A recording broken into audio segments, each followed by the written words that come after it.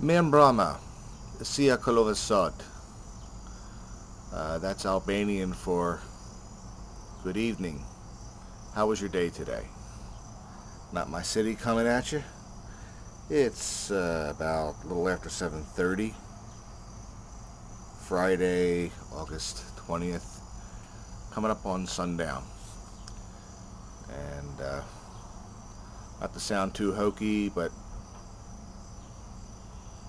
there's an analogy here with the sun going down, setting sun. I'll leave you with a question. Open this up. Is the sun setting on our way of life as Americans, the way we've come to know it the past several generations, particularly post-World War II?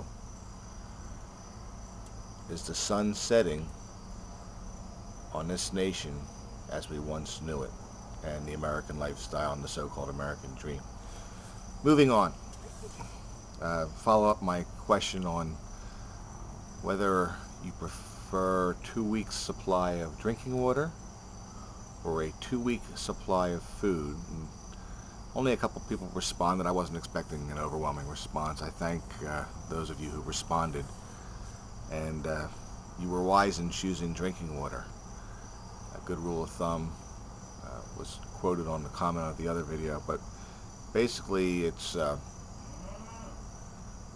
widely known, or relatively widely known, that human beings can only go about 3 or 4 days without water, without hydration, before they die. So the answer is clear. We need water. So it would seem to me, from a survival standpoint, if you had a choice between food and water, just for pure survival alone, water would be the way to go. And I think the next couple of little mini videos are going to be centered on that. Procurement of emergency water supply, whether it be an emergency water supply for where you live, and or a water supply for a go bag or a bug out bag, if you prefer. I'm going to spend the next couple videos, I guess, talking about that. What are we doing to make sure that we and our loved ones have adequate drinking water in the event of a crisis that could bring down our infrastructure that provides us with drinking water. A lot of us are dependent on infrastructure for our drinking water. Be thinking about that. What's your backup plan if you go to turn on the tap and there's no tap water? That's if you drink tap water. We do not. But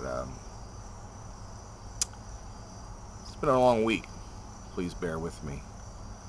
We have a couple of sources. I'll be sharing them with you in the future vid. I'm trying to keep these videos concise and, I don't know, see if I can wrap them up in 5 minutes or less so I don't bore anybody. In keeping with the scripture, for those of you who believe in the scriptures, it simply says food and raiment are sufficient. And I go so far as to include drinking water with that food and raiment. So basically food, water, and clothing. So I'm going to ask people to be thinking about what the bare essentials are just for survival. Forget about what we have now as Americans in middle-class suburbia or the rural setting or even the city setting.